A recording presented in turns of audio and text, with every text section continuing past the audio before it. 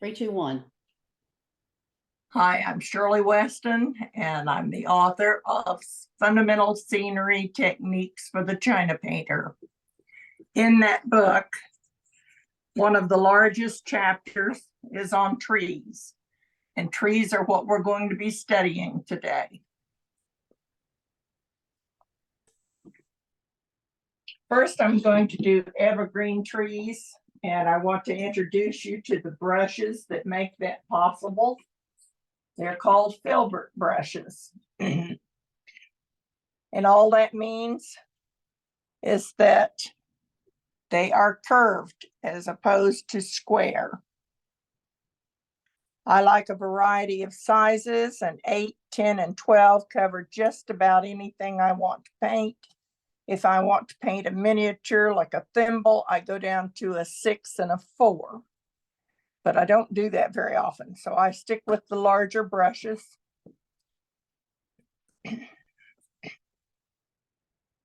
When you put your paint out, and please do give it plenty of space. Don't try to do it off of your palette. When you put it out, have it just a tiny bit more moist than you might have it on your palette. It's very creamy. It's not too wet, and it's not too dry. And the only way you'll find that out is to try it. And if it's working for you, you go with it. Now, the evergreen tree that I'm going to show you is a green Atlas cedar, hemlocks, very large firs, the trees that branches go down. They are the easiest to highlight. They are the easiest to wipe snow out of. So this is the first type of tree we're going to do. And the first firing should be all chartreuse. Like this. All in chartreuse. You should not put the stem, the trunk in, and I did, and that was a mistake. But what I show you on here is in the second firing, the dark color, because the chartreuse does not show up well.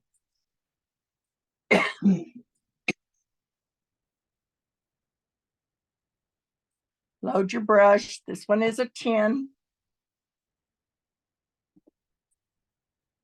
And this is my tree. The top of these trees are very small and delicate and not too awfully large.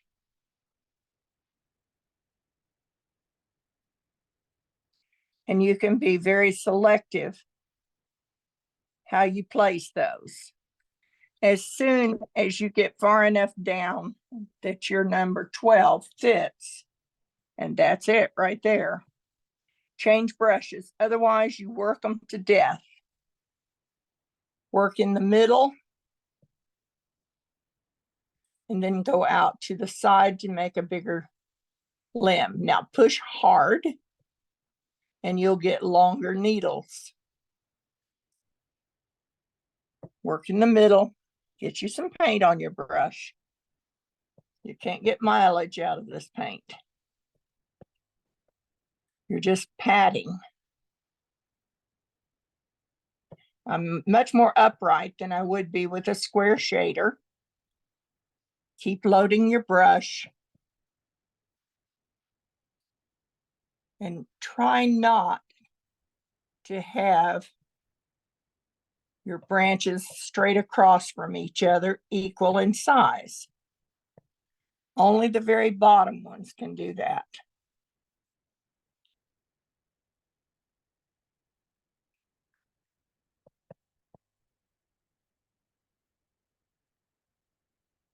Then go back and see where you need your branches, maybe a little longer.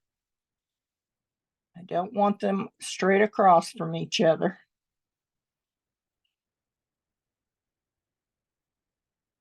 And when they're nicely balanced, quit. Now wipe your brush off a bit.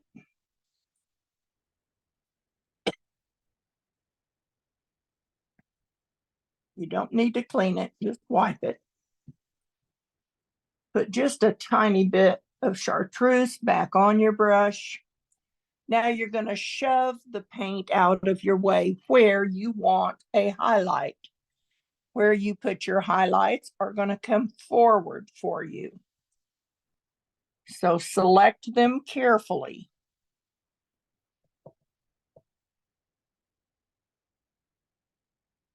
You will have some light on the dark side of the tree and some dark on the light side of the tree, just not equal.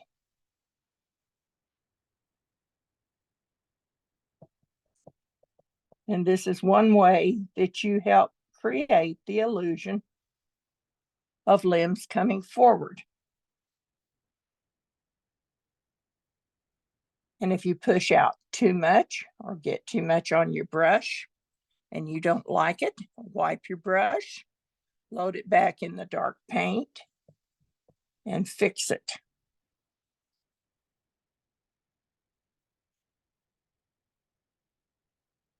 Now you have to be very careful not to load it down with too much paint or it'll pop off.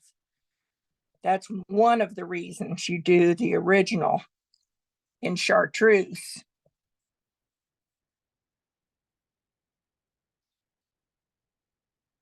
Here we are. The other reason is if you have an entire scene back there, a building, a barn, a fence, a lot of trees in the background, and I tell you to put a dark green tree all the way up through that scene, you're going to refuse. Chartreuse is much more forgiving to get out of your sky or out of your background if you put it in the wrong place. The dark green is not at all forgiving, and you can end up having to start over on your sky. So just do it the easy way. Do it in the chartreuse first. Once you are satisfied with your tree, fire it and come back and do the rest. Now I'm going to be able to put in a little bit of the tree trunk and a few limbs. As full as this tree is, you're not going to see too much. But the only way to know where to put this is once you have the highlights out. You put it behind them.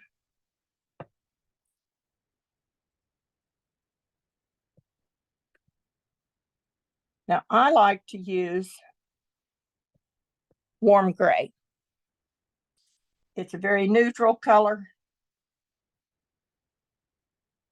and it doesn't get you into a whole lot of trouble real easily.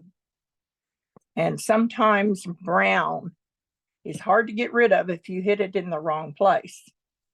Now I'm going to take a relatively clean brush and touch back over that limb to be sure it's behind all of those needles.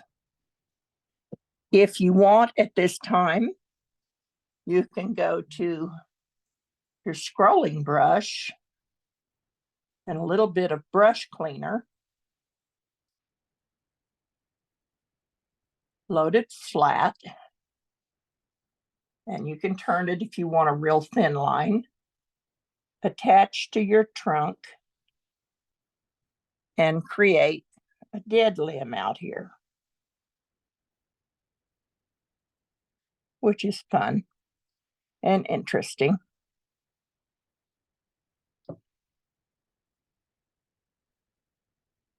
There again, make sure your needles are in front of that trunk. All right, the other type of tree has the branches going up. They are harder to highlight, next to impossible to wipe snow out of. If you had that heavy of snow, the limbs would be turning down because of the weight. So I put those in the background, further away, just to take up wood space.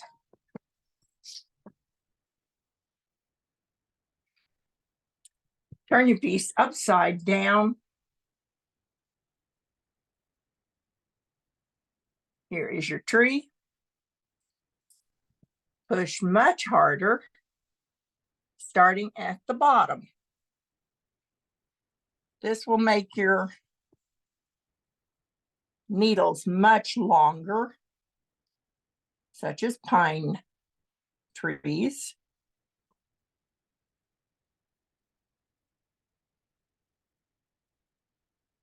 And every once in a while, since you're painting upside down, you need to turn it back around so you can see where you're going. My tree's a little short. I'm going to have to add to it. I tend to do that.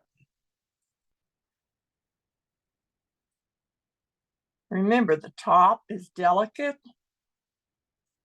It can't have too much weight. All right, that is out of balance. It needs a little bit over here to keep it from toppling over.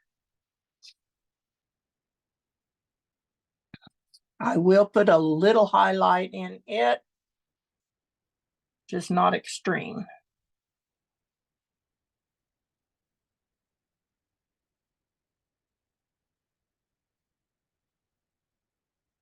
Now, I was astounded. This Oklahoma girl going to Northern California, Oregon, and Washington, seeing the rainforest and the other state parks all up and down Highway 1. My mouth hung open almost the entire time. Now, a lot of those trees are so close together, they don't get light down at the bottom of them. So their limbs start growing back up toward the light. And to do that, come back and attach to the limb that you had and let it come up.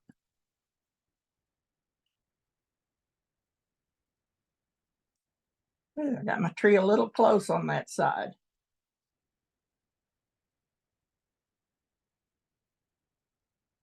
Now, some of these get to be so big and so tall that they look like separate trees. And there could be a half a dozen of them, all belonging to one tree. It's a phenomenal experience to see that. But that's how you add those. The next one is the snow scene. Oh, one thing I forgot. Don't highlight too high on your tree. If your eye sees that much detail up high, you shrunk your tree down to your height. So if you leave it, not a lot of highlight, not a lot of detail, you have a nice tall tree. Now I need a little snow.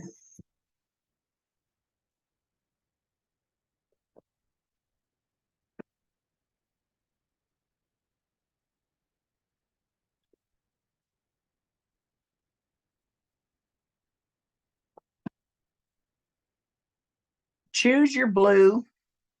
I like a turquoise type blue for my snow, simply because with yellow, it has sunshine. And I like a little sunshine and light in my snow scenes, as you can see from this one. So I'm just going to dot on a little color here, and we're going to pretend that it is a snow scene back behind. And I don't care what all you have put in your scene, you cannot fire it until this tree is on there. So there's no way of avoiding doing it. To save your snow scene, you're going to have to go on and do it.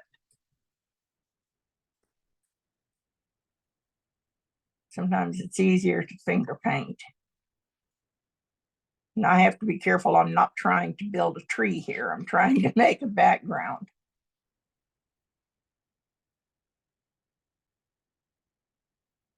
All right. We don't want too much color because we're going to have to paint right over this. And I think I got a little exuberant.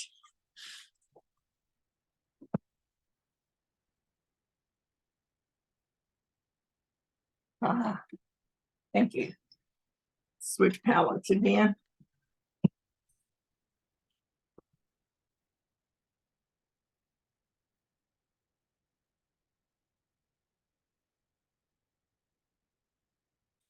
Oh, I know I'm going to want more. A bigger tree than that.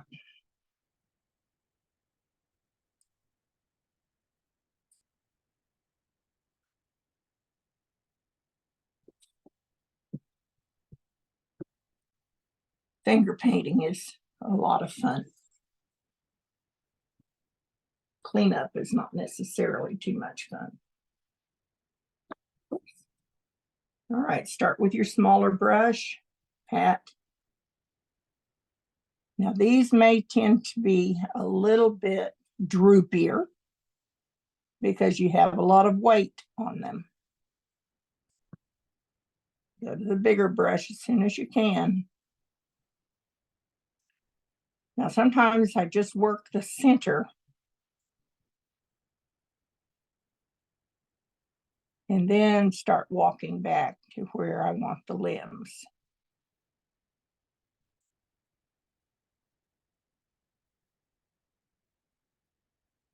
Now you don't do this in a highlight color first because your snow is going to cover any highlight. So you start off with your darker color.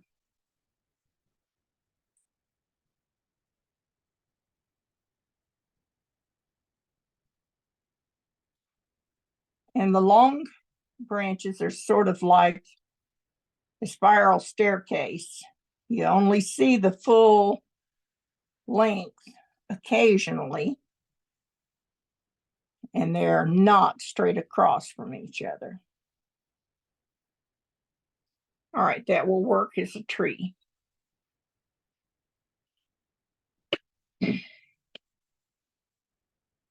Touch just a little bit of paint off. That is turpentine. You can use any brush cleaner that does not have oil in it. If it has oil in it, it does not work. All right, touch the rag 2 or 3 times.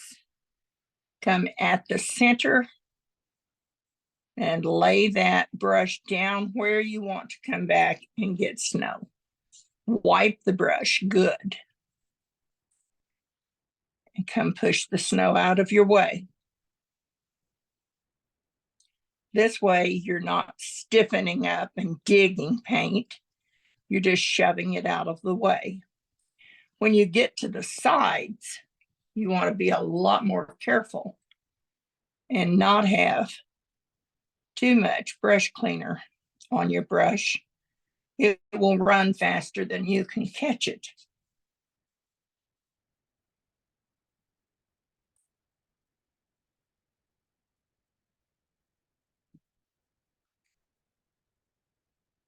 Now, if I were doing a one firing, I would leave a lot of that green in there as shading, but I'm not. I'm doing several firings. So I have to get it out really white, and I will go back and get it out very white. When you're on the outer edges, you cannot shove the paint out of the way. You'll get a green rim, which you don't want. Pull and wipe.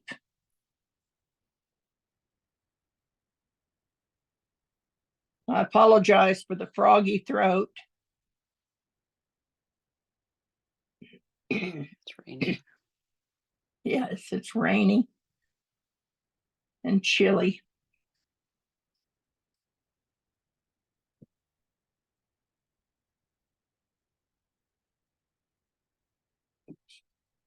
Back and shove it out of the way.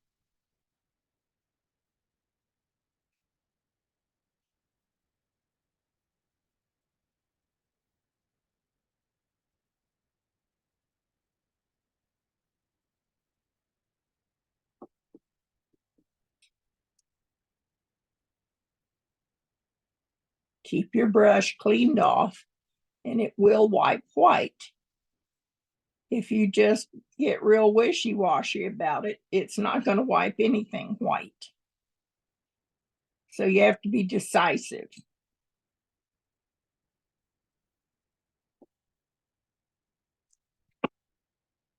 Frequently go to a smaller brush to do the snow. I think it works better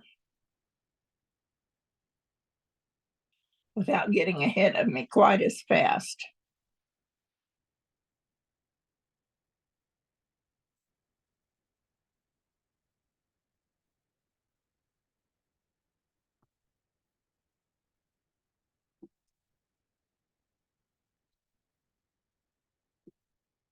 You don't have too much at the top. As I said, it would bend it down or break it. So we have just a little at the top. That also makes your tree look taller.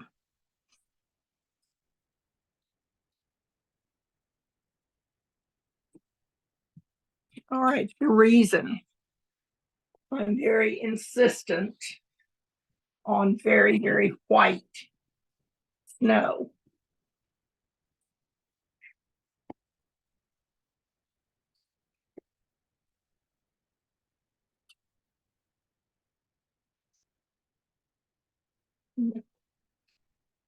is this. When you have a snow scene, every color you have used in this scene shows up somewhere on your major tree. The turquoise that I like to use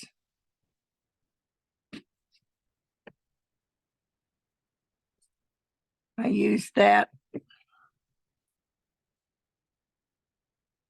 as the main shadow.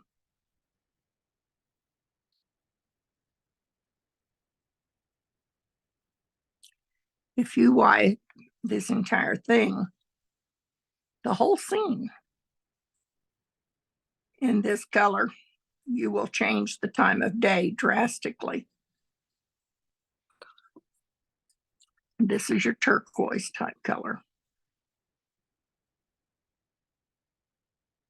But I'm not going to do the entire scene in that right now. You can. And it makes all the difference in the world in the timing of day.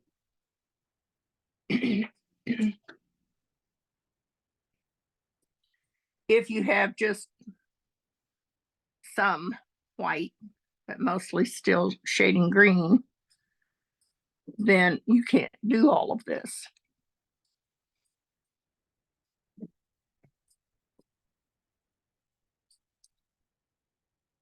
Where is, oh, it's right here. Oh, yeah, here it is.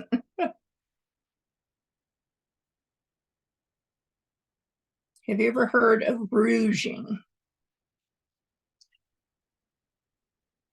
Rouging is just like old-fashioned rouge used to be put on us. A little bit of oil on your finger, paint on, and just lightly rouge it on. Now you can do that with a brush, but frequently you get it too heavy when you brush it on.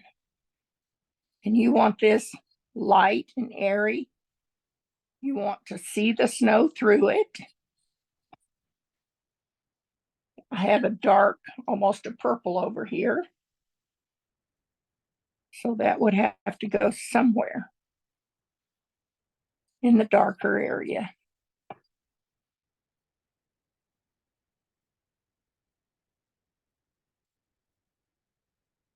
Try not to get it muddy.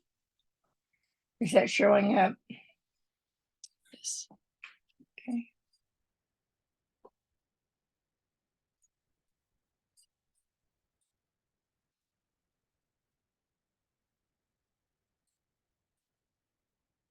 If there were yellow in the church window, which there is. It's hard to see it. Then there would be a little bit of yellow. Whoops. On just a few limbs in front.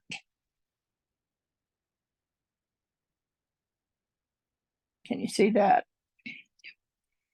Not much. Don't get carried away. And that pink and that yellow really are not friends. So don't get them blended together. This is the fun of painting big snow trees, is coming back and doing the washes. And that changes the whole mood and temperature of the scene. Also, adding other colors in does the same thing. I put Old Masters green in the forest. I also would have some in my clouds, some on my tree, some back here in the background. That's why you take your time. You do multiple firings. You don't try to do it all in one.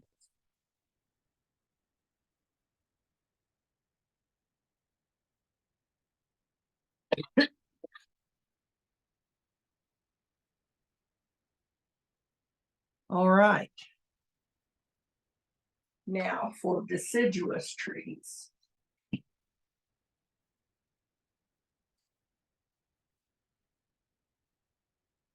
We need a different palette.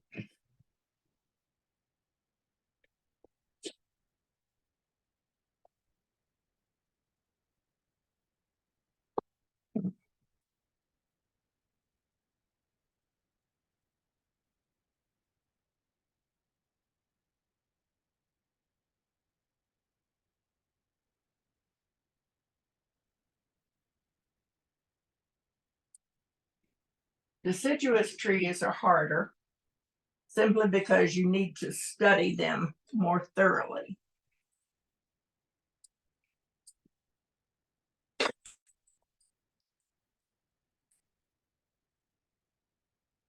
It's best to try to learn them at dusk, where all you see is an exterior shape. Take the color away and see just the shape of the trees in the distance. Don't try to study them up close. Up close, you get hung up on leaves. That's all you can see is leaves. You have to study them in the distance so that you see shapes. And it does take some studying. This is the first firing of our deciduous trees. All yellow. Not chartreuse. There's enough layers of green going over this that chartreuse is not quite strong enough to hold it. This is the warm gray on the trunk. And I come back in later firings with some blues and some celadons.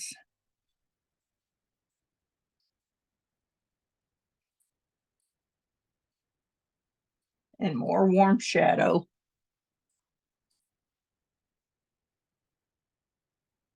And if you just have to have brown, put a little brown in with your warm shadow. Warm shadows are very neutral, and your browns are not. They have reds and purples.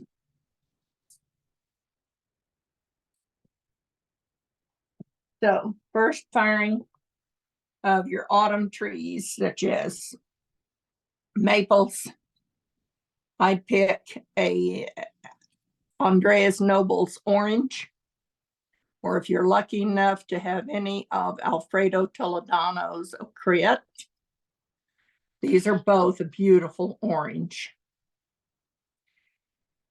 And I do the shading next time in a little yellow red. But my yellow red is very yellow. Your flowering trees, I make them much smaller. They tend to be a little bit more linear in growth. And I make them out of a color I enjoy, such as pink. And ruby is the shadow mixed together. You don't want drastic difference. You want just a little bit.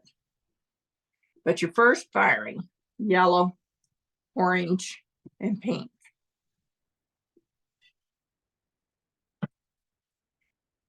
Now I make these trees with a combination of sponges and round brushes. Sponges that have a lot of holes in them, holy sponges. This is an imitation natural sponge, which I like better than the actual natural sponge. And sometimes I use these sponges that are for babies' baths or washing your car. And you just have to do a lot of picking to get more holes in it. But you can use whatever works for you.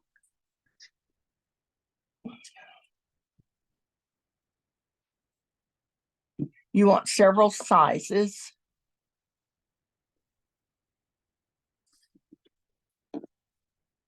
There we are. That's a good variety of them.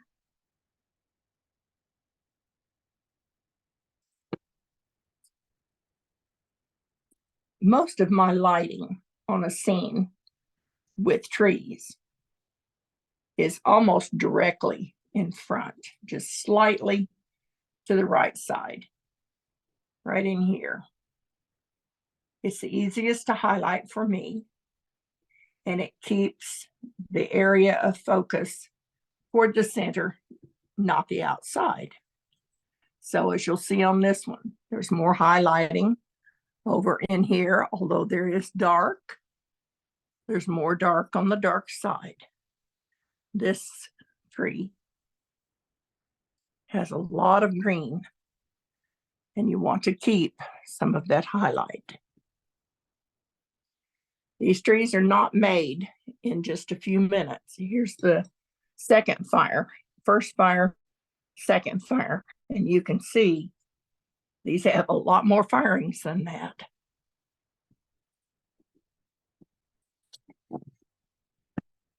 Now the brushes that I use with these are called round brushes.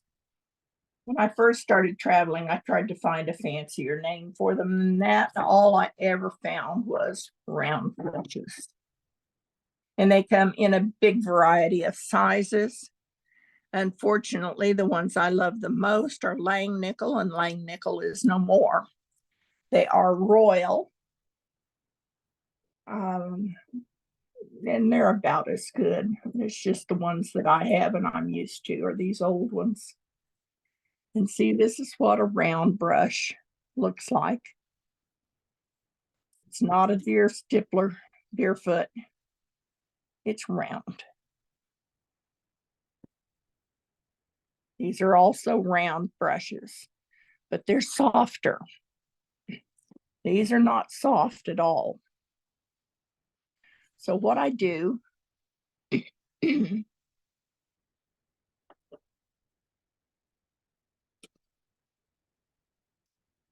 this is holly green. Holly is just about in the middle.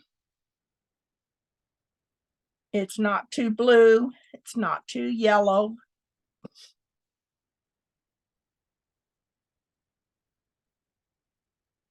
It's a good mixing color. It is a bright color, so you want to be careful with it. I load my sponge. I pulled that paint down, trying to get it to where there's not a big glob that I'm going to hit. If there is, I have to take it off. I'm going to start right here, my focal area, and I turn just like I do when I'm making the evergreen trees. You turn.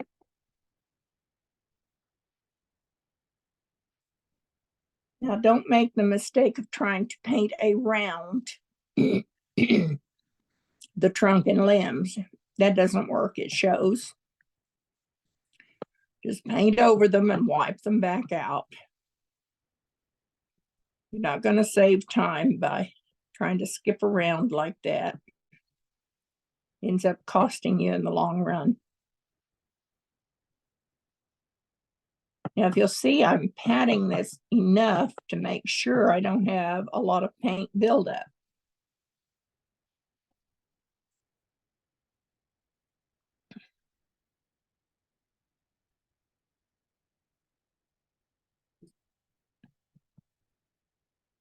I'm not going completely out to the edge. And I'm trying to make sure that I'm not making a pattern. That's a bit too much of a pattern right there. So I will end up breaking that up.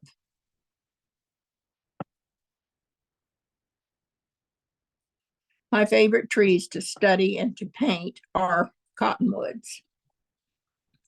They have wonderful, unique shapes and very wild growing. The same color on my little round brush. And I'm going to come out and make the exterior leaflets.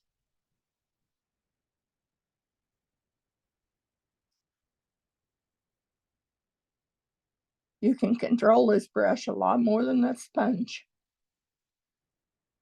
And you can make sure you don't have a pattern set up.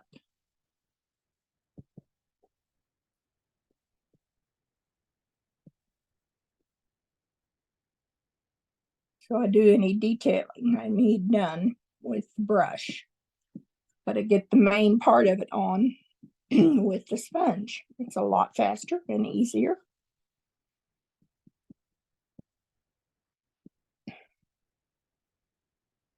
You don't need to see me repeat all of this over and over.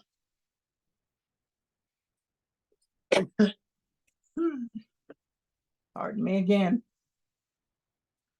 All right, if I have my whole tree covered and my thumb out of it, I come back with a smaller sponge, dip it in brush cleaner, and pat it off good. I want my focal interest right around here, just a little above and below my eye line. So this is where I start touching that sponge. I come over and wipe it off good. Go back and pick up some paint. Dip, touch it off. You don't want to go back with a full sponge of color. You'll have a modern art piece if you do.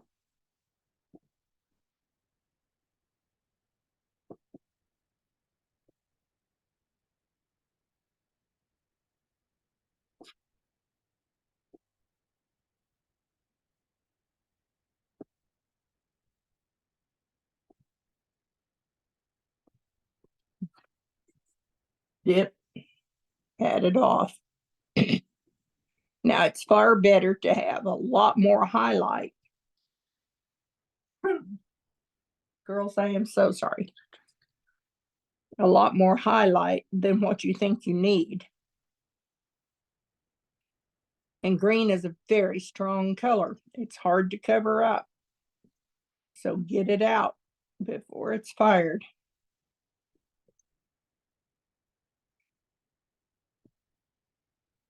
Keep coming back until you see some yellow leaves.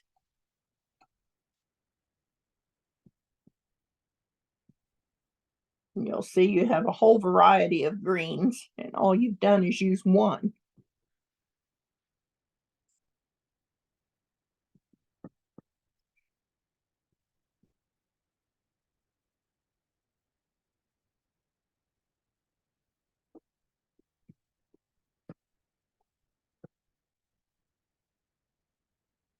Yep. Yes, it's very time consuming.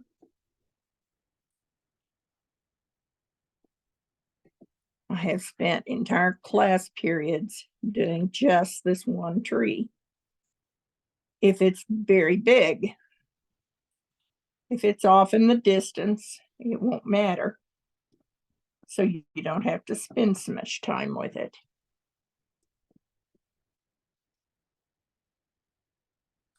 But this is how you get a really interesting, beautiful tree. It's this kind of work.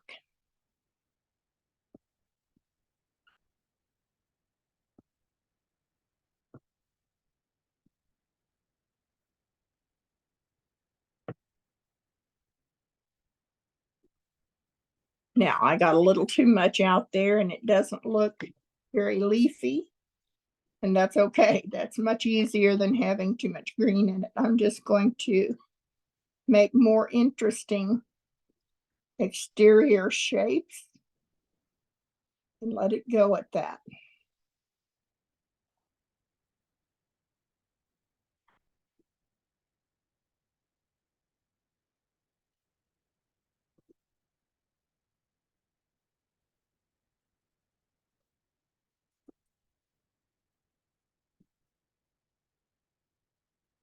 You can hear my baby girl is upset being locked up. She does not like that at all.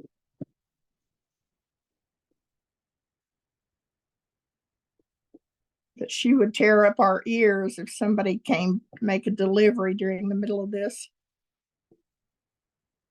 So she did not get to stay.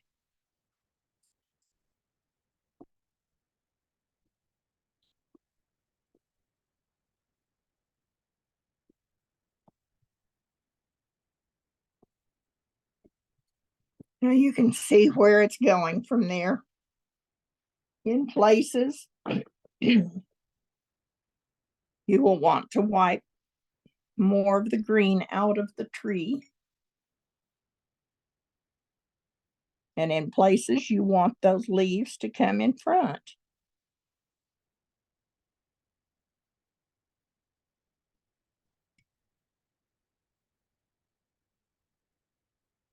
Put some highlight on that trunk too.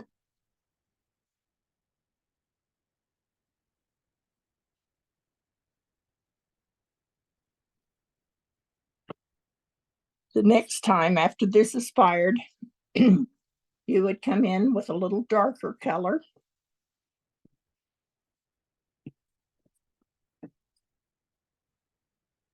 There we go. You want a smaller sponge for that? I would go back to my royal, my dark royal, and you sponge in a little bit of darker color. Now you don't have a lot of area that you need this dark color unless you're doing this kind of a stormy scene. Then you need more dark. But you still need some highlights, even in your dark one.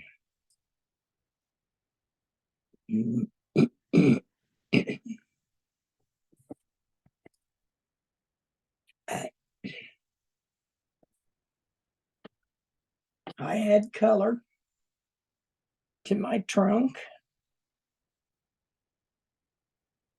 Some of the green, that's fine. Eventually, some of the blue.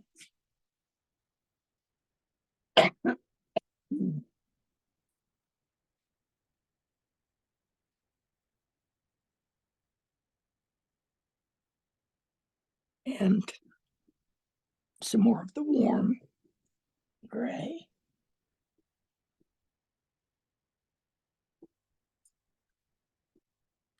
Now, I used to use all brown.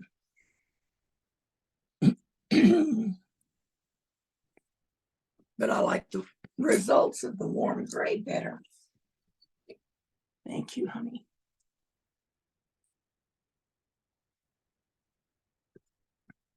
I drank all kinds of things this morning. to get rid of that, and that didn't help. After your tree's fired, you can come back.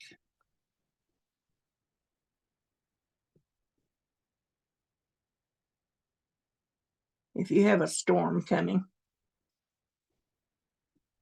you can come back with a blue green color and put a wash on your entire tree on the dark side.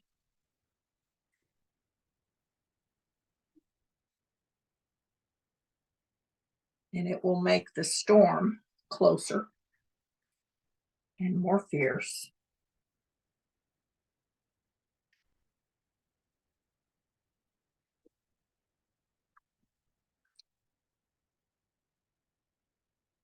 And this is a lot of fun, girls.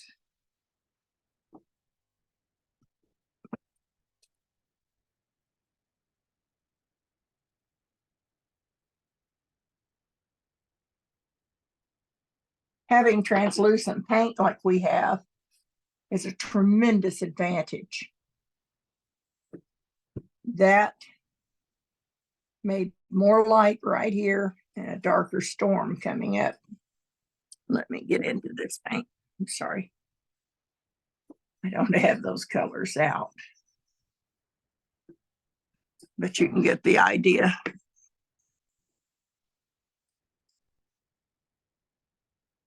Of making this darker.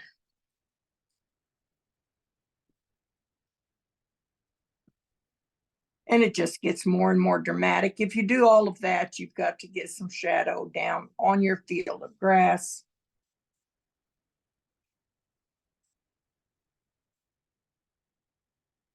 On your shadow of your tree, on your rocks.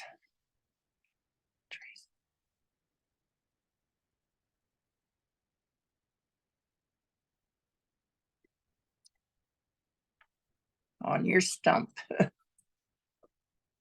See, it just makes so much more drama. It throws the eye right to the center area. That's where you want it. You pull the eye in by darkening your edges.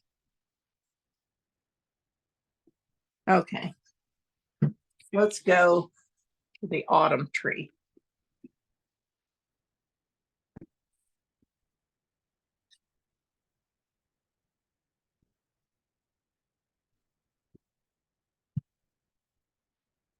I like to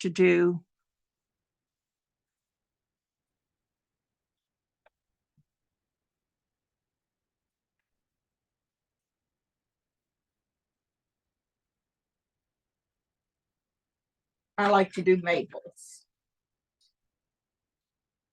However, I found out the maple trees in Washington are not these colors. They are yellow. I was very disappointed. I thought we were going to see magnificent size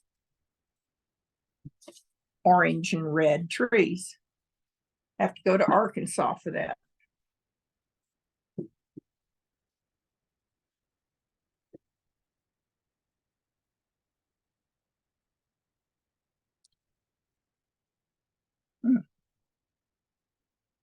All right.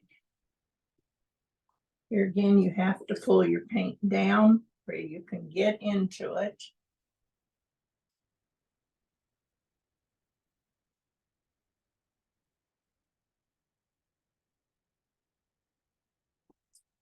I don't make these trees as large.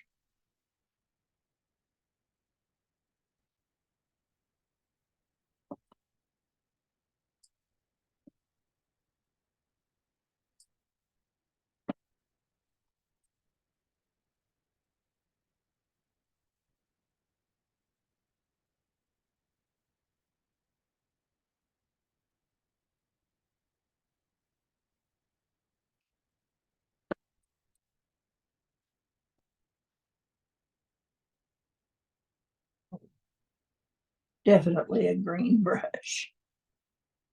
Oh, that one is too. It will work.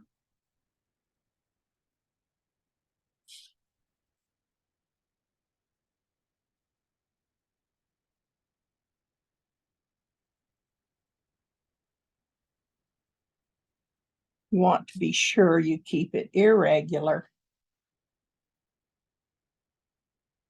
After you've been painting on it a little while, get up, walk around, go do something else for a few minutes. Come back and look at it from a distance. Don't look at it up close. You want to see the silhouette of shape. Look at this one.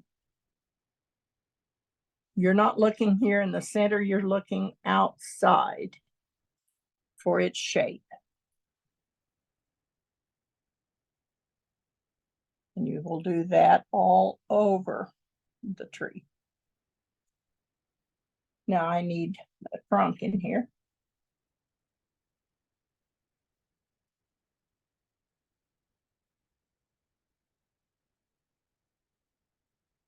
Remember, we go straight on up through it.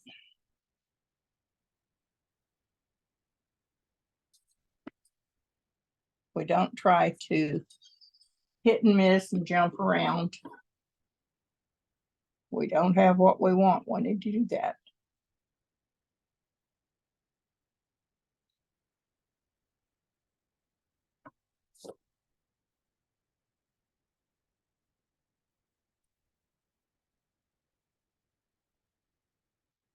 Now watch it using the scrolling brush. You'll get it a little too dark too soon.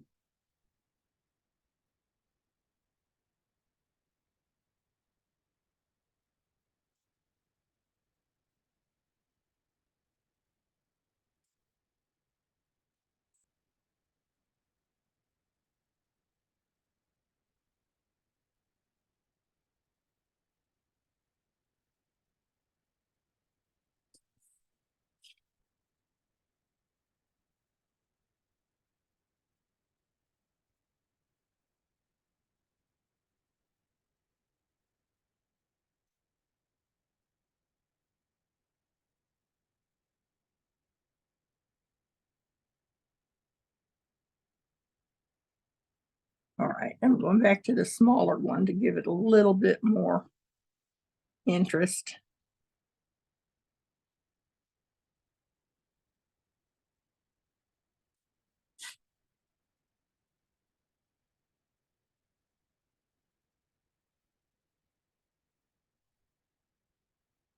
I live in amongst scrub oaks and post oaks, so I get a little carried away with texture on the trunks of trees and limbs because I enjoy doing that so much. And they are gnarly. Now come back and put a few of the leaf clusters back over the stems and the limbs.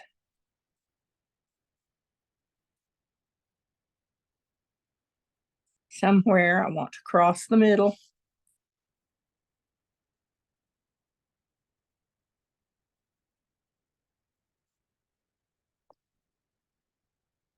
This part of the trunk needs a little lightening.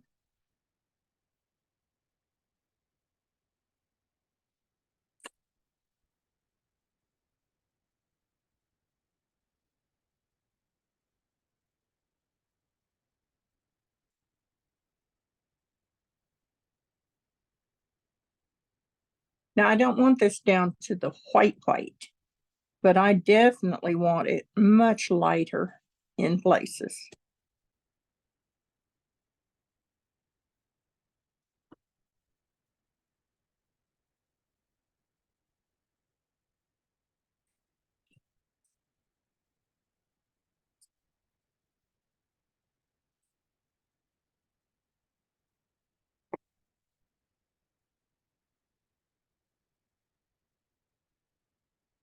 Well, I just messed that up.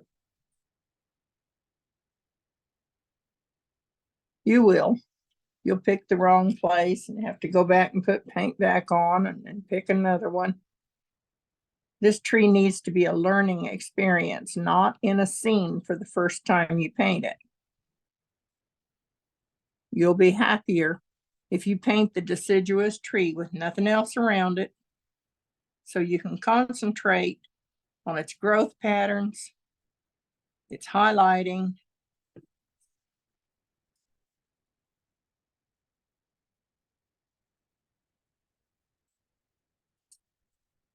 but if you're painting a beautiful scene and you're so proud of that scene, and that's your first experience with this tree, you're going to be very inhibited and stiff because you don't want to mess it up. You don't want to mess your pretty scene up.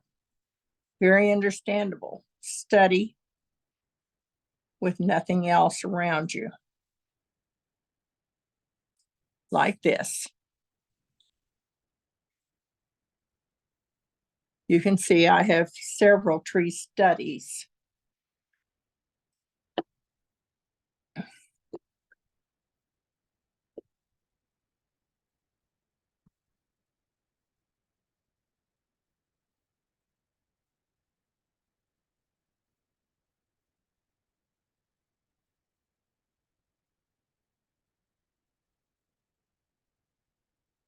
Now, if you try to skip around and just stuff some logs inside rather than painting up through it and pushing back over it, it won't look the same. It won't look as natural. It'll look like you just glued it on. That's the first firing of your autumn tree. Your second firing would be a color like pompadour.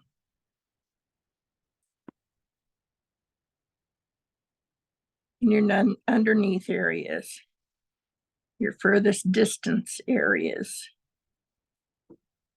You won't need an awful lot of it.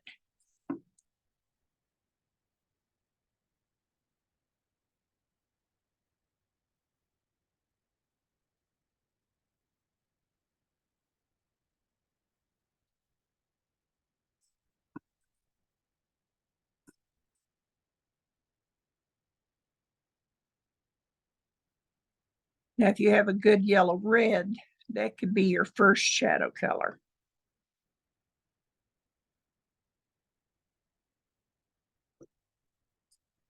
But if there's no contrast, go to a different color. Forget the name of the color. Look at the color. Is it working for you? And that one is. And I would need to pull the trunk and the limbs back out of it. And the last little tree we're going to do, I have one more tile. Here we are. Is a flowering tree. Now those are such fun. They're smaller. I usually make them a lot smaller, a lot more pointed, linear. This is the first firing. You want a good strong pink. I use a rose, and then I come back and add a little ruby to that same rose to do my shading. That way they blend with each other. They don't stand out as a foreign color. Let's see if I can find a pink one.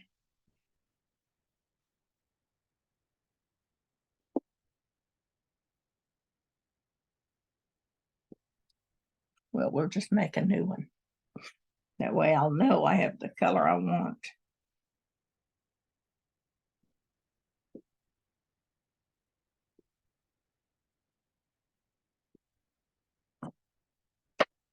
All right, I have a much smaller sponge.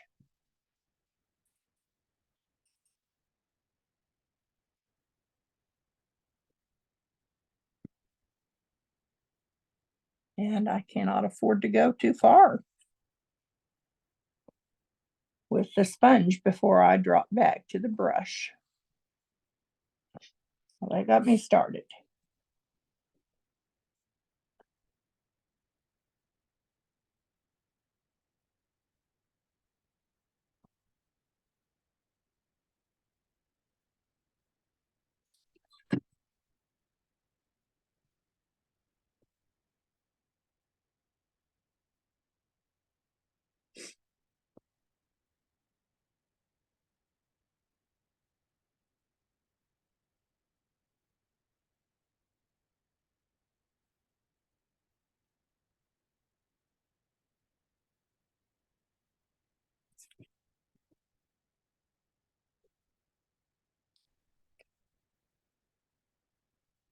Okay, think of flowering peach trees, especially doubles, almond trees, pick trees that are very full of flowers. They're much easier to paint than a sparse tree.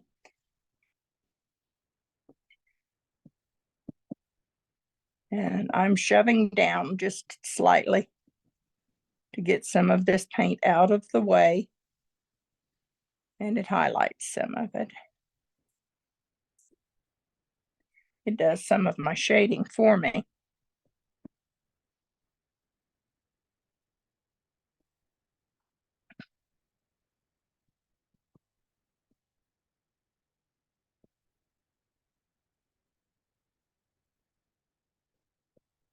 Main area of interest across the middle.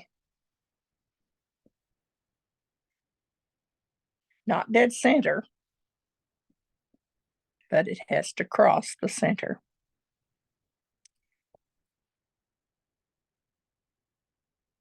Trunk.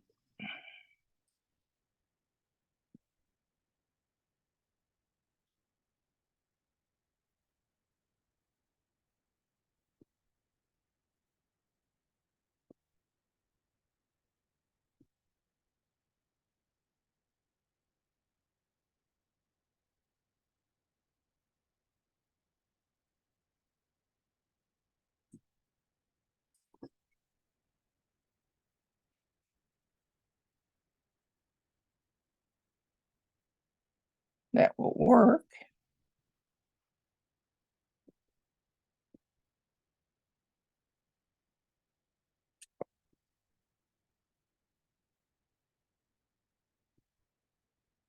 Back and push the leaves over in front again.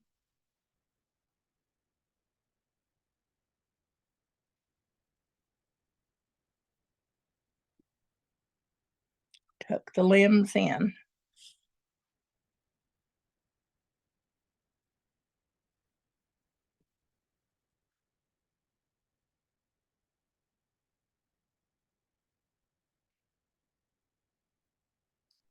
You get to play with this one a little bit.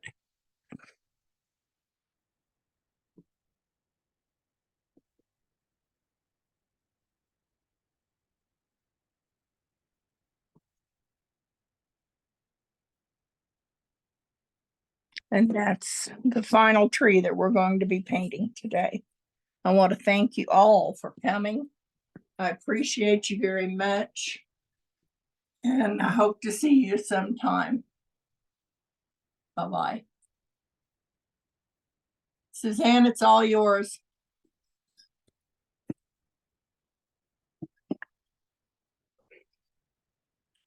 I have that recorded the whole time.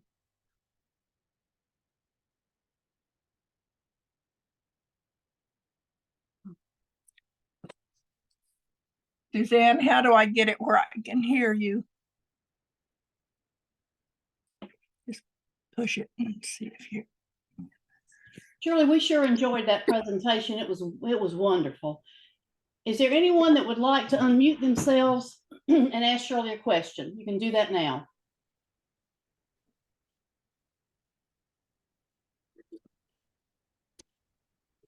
Okay, well, again, Shirley, we really enjoyed it. I learned a lot. You're a wonderful teacher, and I thank you for sharing your time and talents with iPad. Well, I enjoyed doing it. Thank you for asking. I think it's an honor. Thank you. I thought it was a terrific class. Did I put them Terrific. on? See? Absolutely terrific. I learned so much. Yes. What's the name of the book? That's Fundamental scenery techniques for the China painter.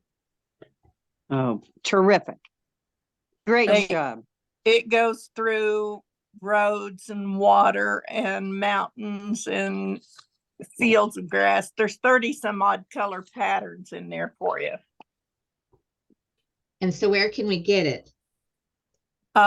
If you can, private message me with the information and I will give you all of that information. It's on sale for $20.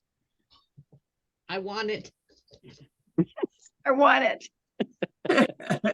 Who is this? That's Ruth Brenda Sos- Archibald. And Ruth Sosman. Yes. How do we go about getting their information? Suzanne, how do I get their information? Do you want them to private messenger you, or Yeah, they can do that or they can text me. Let me give them my phone number if you don't mind. that'd be good.